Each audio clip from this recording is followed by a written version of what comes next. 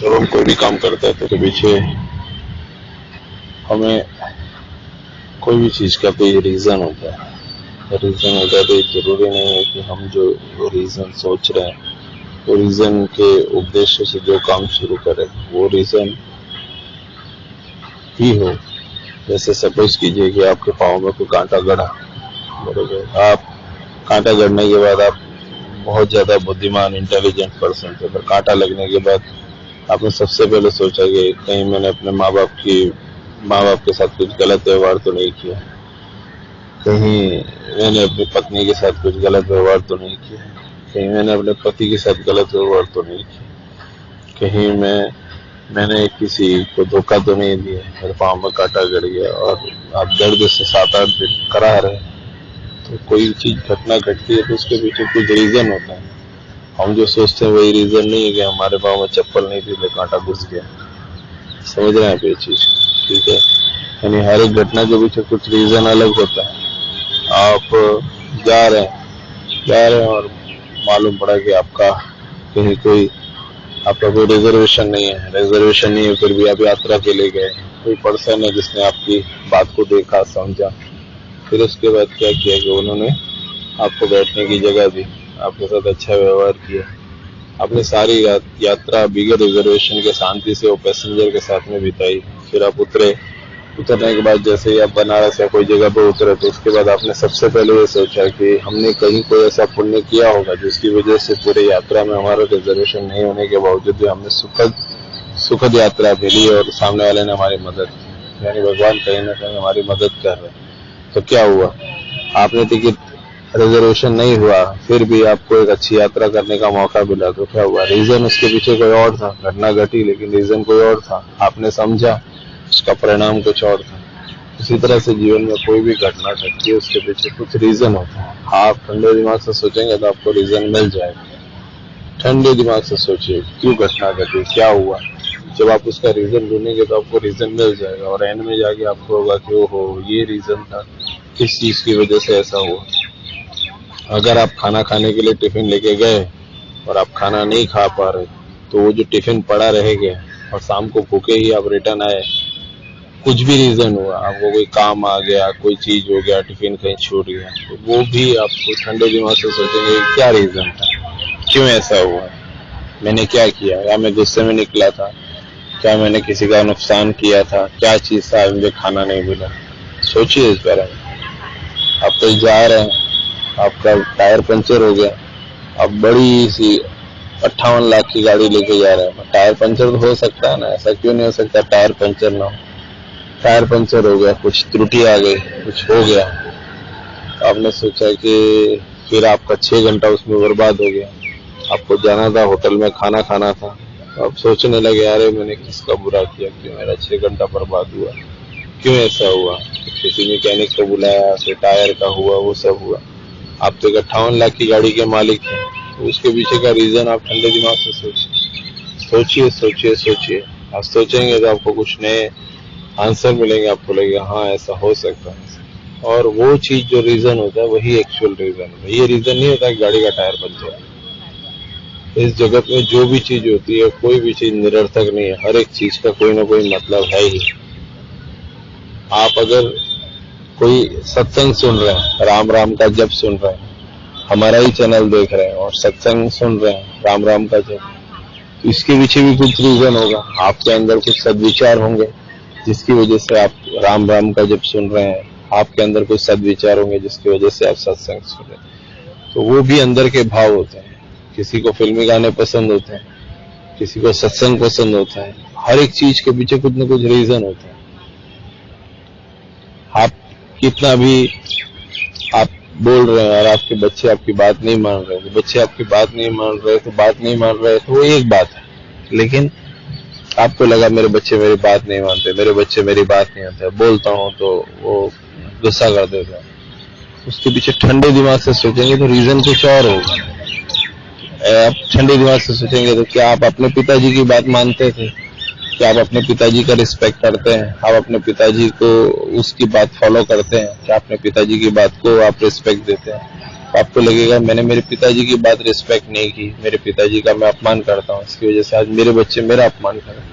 मतलब रीजन कुछ और होता है, आप सोचेंगे आपको जवाब मिल जाएगा। आप बच्चों को नियमित डोमिनोज, पिज्जा और ऐसा सब जगह पर ले जा रहे हैं, 7-8 साल तक ले गए। उसके बाद बच्चे थोड़े बड़े हुए, 14-15 साल के हुए, और उसके बाद आपने बच्चों 14-15 साल यानी थोड़ा समझने लगे, कैपेबल हो गए।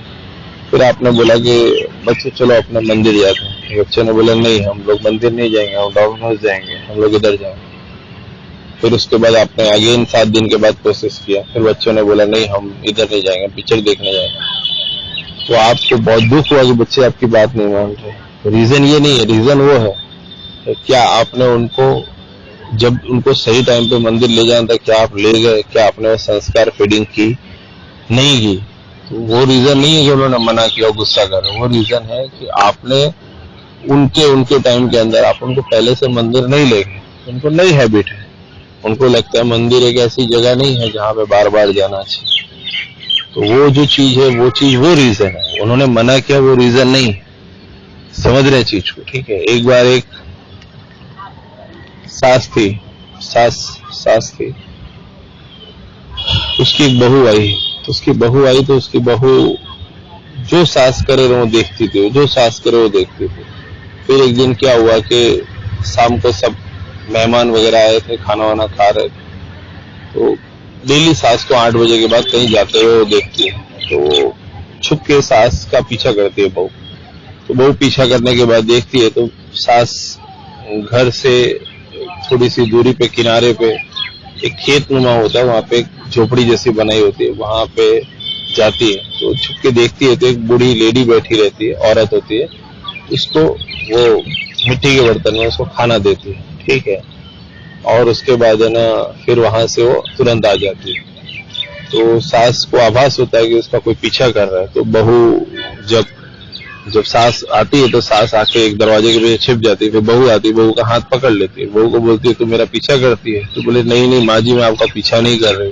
तो मैं जब आई थी यहाँ पे, मेरा शादी हो गया, तो उसके बाद आते टाइम के अंदर मेरे को मेरी माँ ने कहा था कि तुम्हारी सास जो करे उनको फॉलो करना, कभी तुम्हारे से सास से शिकायत नहीं मिलनी चाहिए। तुम्हारी सास जो करे उसको फॉलो करना, तुम्हारी सास से कोई शिकायत नहीं मिलनी चाहिए, ध्यान से सुनिएगा। तो उसके बाद उसने बोला कि इसीलिए मैं तो आपको फॉलो कर रही थी। तो बोले कि वो कौन थी जो उधर जाके आप रेगुलर 8 बजे के लमसम जाके शाम को खाना उनको देते हो। तो बोले वो एक्चुअली मेरी सास है। बोले वो मेरी सास है और उनको वो जो घर से दूर एक खेत के अंदर एक छापरे का मड़ई बनाया हुआ था और उसके अंदर उसको मिट्टी के बर्तन में खाना देते।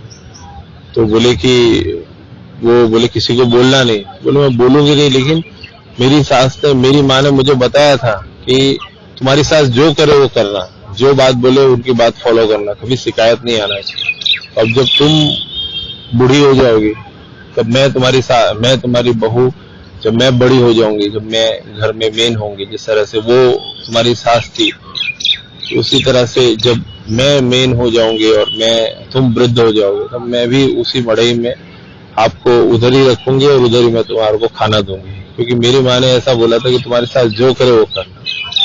तो सास के कान खड़े हो गए। सास बोले कि ये तो बहुत डेंजर चीज है कि भाई उसने तो वही बात कॉपी की जो बात मैं मेरी सास के साथ, क्योंकि बच्चे वही करते हैं जो माँ बाप करते हैं। तो उसको ऐसा लग गया कि यार ये तो इसमें डेंजर है। तो सास को बुद्धि में आया कि मैं गलत कर रही हूँ।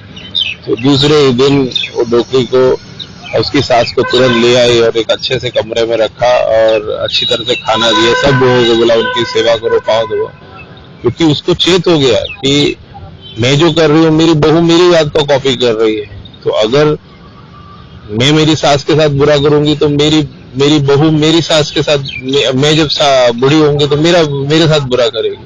उसने बताया कि नहीं, मैं भी मेरी सास की सेवा कर रही हूँ। उसकी वजह से वो जो बहुएं ने भी समझा कि नहीं, मेरी जो अभी जो सास है वो जब वृद्ध होगी और जब मैं बड़ी होंगी, मेरे बच्चे की बहू आएगी, तो उस समय के टाइम पे मैं मेरी सास की भी इसी तरह सेवा करूँ। तो हम जो चीज करते हैं उसके पीछे रीजन डिफरेंट होता है। हम सोचते क्या है, हम सोचते हैं कि नहीं ये रीजन, अरे भगवान तो कभी किसी का बुरा नहीं करते, भगवान को क्या जरूरत है किसी का बुरा करने, भगवान को तो सब अच्छा चाहिए। लेकिन व्यक्ति क्या करता है, व्यक्ति खुद उसके पीछे कुछ ना कुछ चीजें होती हैं जो छोड़ देता है, और व्यक्ति सोचता है कि नहीं भाई वो मैंने नहीं किया, पर कुछ ना कुछ उसके पीछे रीजन होगा, रीजन ढूंढो, रीजन कुछ और होगा, एक्चुअल जो दिखता है वो रीजन नहीं है, रीजन कुछ और होगा। समझ रहे हैं आप? ठीक है, जय श्री राम।